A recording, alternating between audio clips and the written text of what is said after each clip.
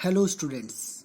तो आज हम डी एंड एफ ब्लॉक में एक और नया टॉपिक सीखने जा रहे हैं जिसका नाम है potassium permanganate KMnO4 that is potassium permanganate.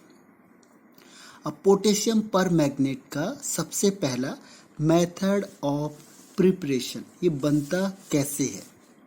तो इसके दो मेथड हैं, पहला है लार्ज स्केल में and second one is in lab. तो फर्स्ट हम डिस्कस करेंगे इन लार्ज स्केल या कॉमर्शियली हम कैसे KMnO4 को बनाते हैं। इसके दो स्टेप हैं हमारे पास।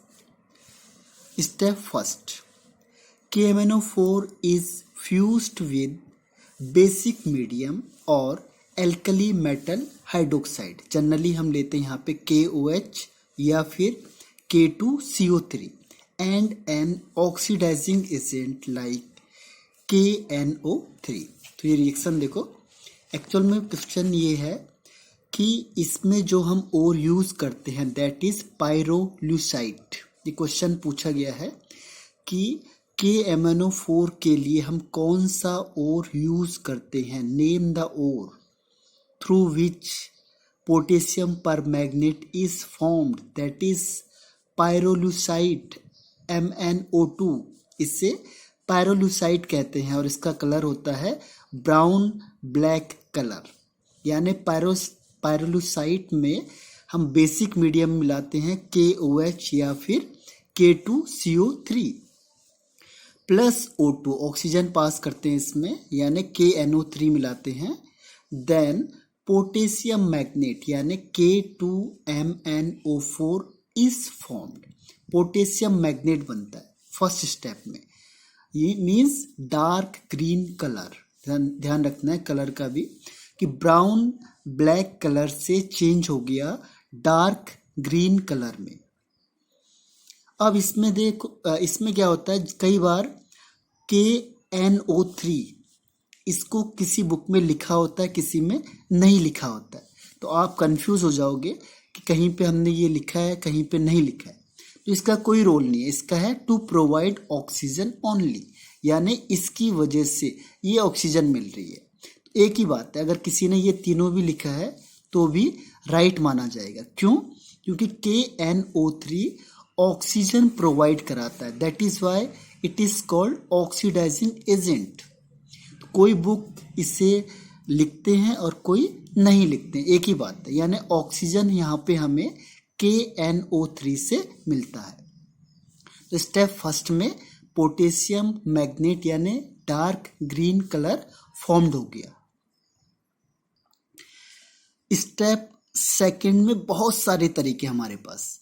तो उसमें से पहला तरीका, द फ्यूज्ड मास यानी K2MnO4 is extracted with water and solution is green। मतलब इसे वाटर से हमने ट्रीट कराया, एक्चुअल में इसका सॉल्यूशन अभी हमने बताया था ग्रीन होता है। अब हम इसे क्लोरीन, ओजोन और CO2 से ऑक्सीडाइज कराएंगे।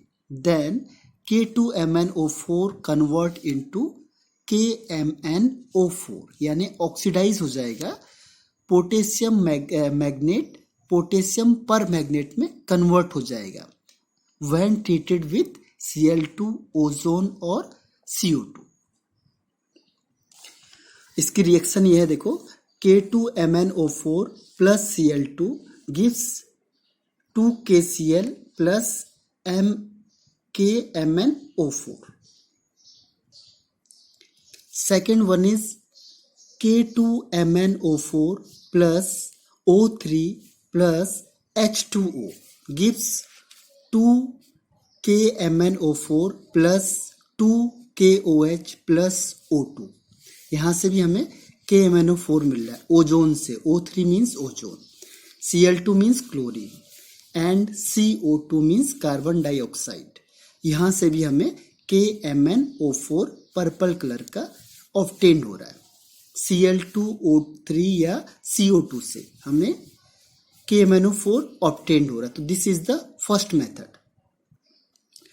Second method is electrolytic reduction, means in presence of electricity, जहां पे भी इलेक्ट्रोलाइट आएगा मीन्स इलेक्ट्रिसिटी के प्रेजेंस में। तो इलेक्ट्रिसिटी में क्या होगा, K2MnO4 ब्रेक डाउन होगा प्लस एंड माइनस में, यानी K plus and MnO4 minus 2 minus. अब माइनस वाला जाएगा एनोड में एंड प्लस वाला मूव करेगा कैथोड में। क्योंकि एक्वस सॉल्यूशन है तो K के कंपैरिजन में हाइड्रोजन यहाँ पे मूव करेगा।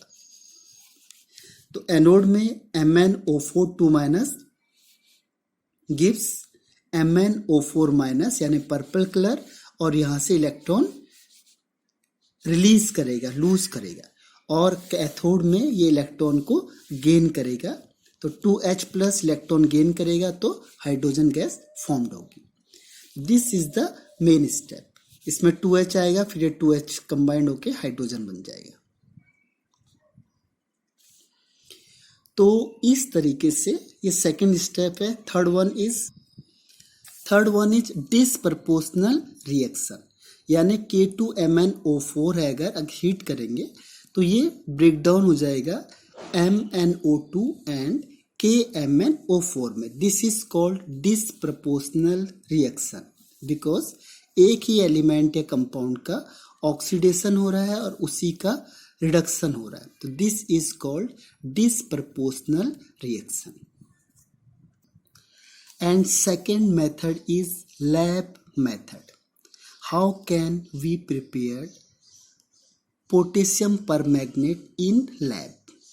तो इसमें क्या होगा, मैग्नीज ऑक्साइड यानी MnO या Mn2 प्लस ये मार्सेलिक एसिड यानी H2OA 2 माइनस या H2S2O8, तो इसे आयनिक फॉर्म में लिखते हैं, प्लस H2O, इससे KMnO4 फॉर्म्ड होता है। इसमें क्वेश्चन है S2O8 कन्वर्ट हो जाएगा SO4 में, ये ध्यान रखना है। S2O8 is converted into SO4 2 minus. तो दिस इज लैब मेथड, यानी लैब में हम इसे इस तरीके से फॉर्म करते हैं। Number third point is the physical properties of potassium permanganate. Physical property actual में होता है ये डार्क वायलेट क्रिस्टलाइन सॉलिड, लेकिन जैसे हम इसे वाटर में डिसॉल्व करते हैं generally it's show purple colour या पिंक या पर्पल कलर का शो होता है। मेटेलिक लस्टरस होता है, मेल्टिंग पॉइंट इज 523 केल्विन और फेयरली सॉल्युबल इन वाटर। तो generally it's show purple colour. Next is chemical properties. First is action of heat. जैसे हम इसे हीट करेंगे potassium permanganate converted into potassium magnet और oxygen gas यहाँ से release होगी और इसके साथ साथ MnO2 भी फॉर्म्ड होता है। ध्यान रखना, अगर मुझे पोटेशियम परमैंगनेट से पोटेशियम मैग्नेट कन्वर्ट करना है तो जस्ट हीट कर दो, हीटिंग करने से ये कन्वर्ट हो जाएगा। Second point is action of alkalis या बेस। अगर हम स्ट्रॉन्ग बेस को इसमें मिक्सअप करते, ध्यान रखना ये स्ट्रॉन्ग बेस होना चाहिए, स्ट्रॉन्ग, वीक से नहीं होगा, strong base should be there. जैसे NaOH, KOH, अगर KOH या NaOH को रिएक्शन कराएंगे हम पोटेशियम परमैंगनेट से, then potassium manganate is formed and oxygen gas is released. कौन सी गैस निकलेगी? ऑक्सीजन। एंड पोटेशियम मैग्नेट यानी ग्रीन कलर शो हो जाएगा। ध्यान रखना, पर्पल टू ग्रीन। जैसे आपने किया हीटिंग करी, ये पर्पल कलर था, इसमें जैसे ये बेस मिलाएंगे ये किस में कलर कन्वर्ट हो जाएगा? ग्रीन कलर में। तो इस तरीके से कलर चेंज हो जाता है in laboratory. Next one is oxidising properties. This is very very very important. Oxidising properties of KMnO4।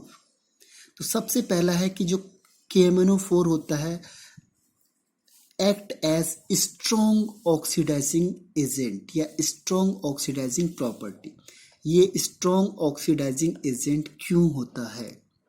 Answer is जो Mn है इसमें Mn show maximum oxidation state that is +7। अब Mn का आपको पता है 25 होता है एटॉमिक नंबर, तो मैक्सिमम ये 7 इलेक्ट्रॉन तक ही लूज कर सकता है, उसके आगे ये लूज नहीं कर सकता।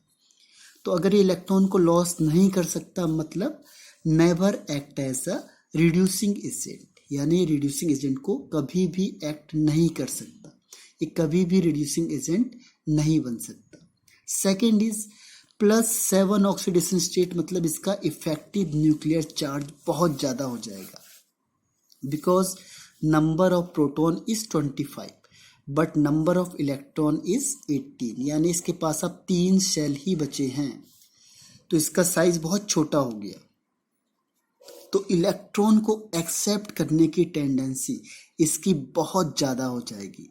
That is why it's act as a strong oxidising agent.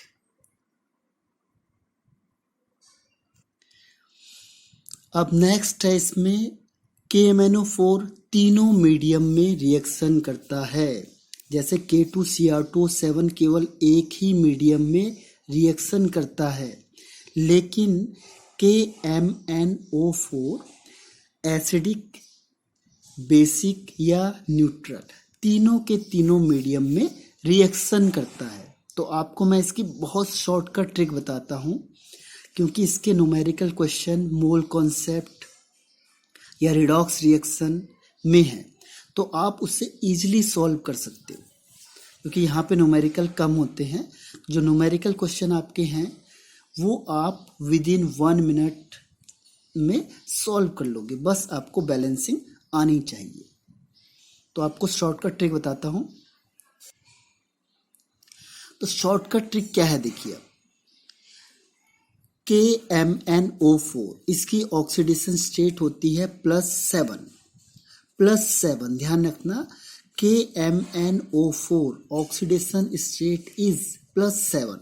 अब जैसे मैंने इसे एसिडिक मीडियम में डिसॉल्व किया, इसका ऑक्सीडेशन स्टेट +2 हो जाएगा, यानी ये MnO बनाएगा या MnSO4, जनरली क्वेश्चन में जो बनता है दैट इज MnSO4 फॉर्म होता है।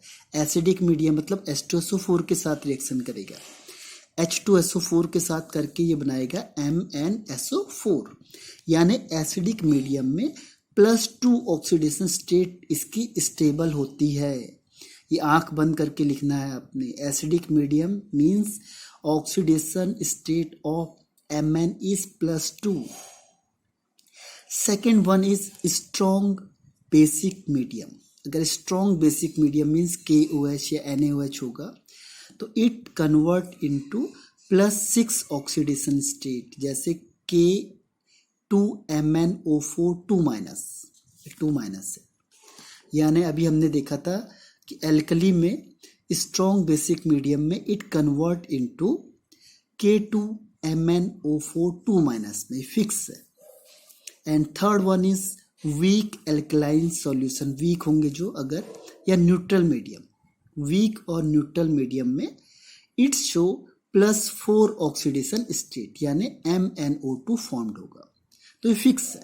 तो आप देख के रिएक्शन को बना लोगे, देख के ही बता दोगे कि एसिडिक है, बेसिक है या न्यूट्रल में है। And third next is you can make a reaction yourself, अपने आप ही आप कोई भी रिएक्शन को फॉर्म कर सकते हो। मैं तरीका बताता हूँ आपको। First is in acidic medium, acidic medium में आपने आयनिक जो इक्वेशन है उसे फॉलो करना है, ध्यान रखना आयनिक इक्वेशन, क्योंकि अगर मॉलिक्यूलर में जाओगे आप तो बहुत ही टफ पड़ता है।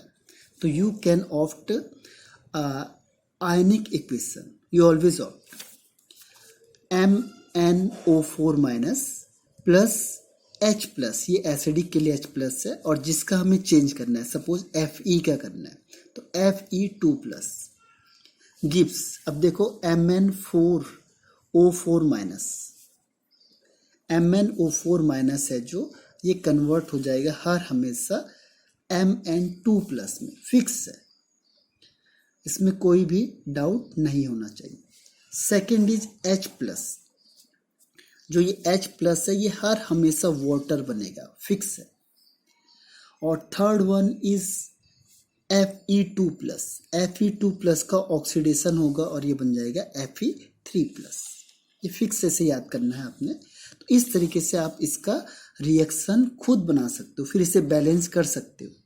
क्योंकि जो न्यूमेरिकल क्वेश्चन है उसमें ये आता है कि अगर 1 मोल आयरन है तो उसमें कितने मोल KMnO4 के रिक्वायर्ड होंगे, या फिर 1 मोल अगर KMnO4 है तो उसमें आयरन के कितने मोल रिक्वायर्ड होंगे।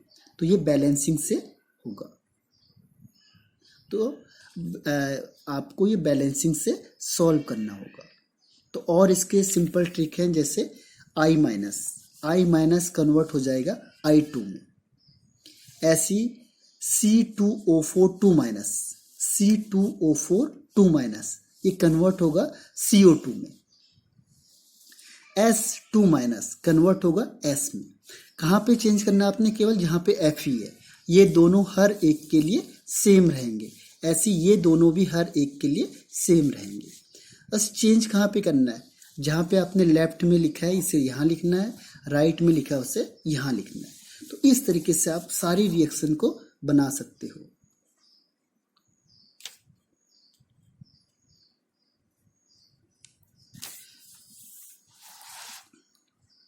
तो ये देख लो, SO2 SO4 2 माइनस में H2O2 से O2 भी बनता है और इसमें वाटर भी फॉर्म्ड होता है। NO2 माइनस NO3 माइनस में चेंज हो जाता है। SO3 2 माइनस SO4 2 माइनस में चेंज हो जाता है। ये ऑक्सिलेट है C2O4 2 minus, that is oxalic acid.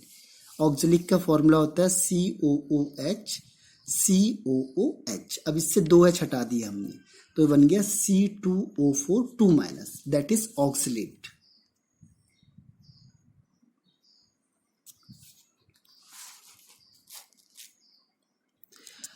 तो ये सारी इक्वेशन आपने खुद बना के मुझे बतानी है। अगर कहीं पे डाउट है और उसे खुद बैलेंस भी करना है, ताकि आप हर एक न्यूमेरिकल क्वेश्चन को कर दो।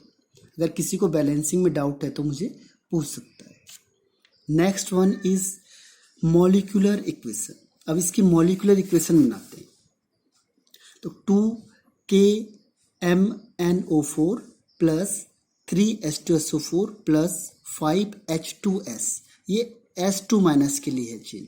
S2 माइनस चेंज होगा S में। Gives K2SO4 plus 2MnSO4 plus 3H2O plus 5S। यानी ये जो S2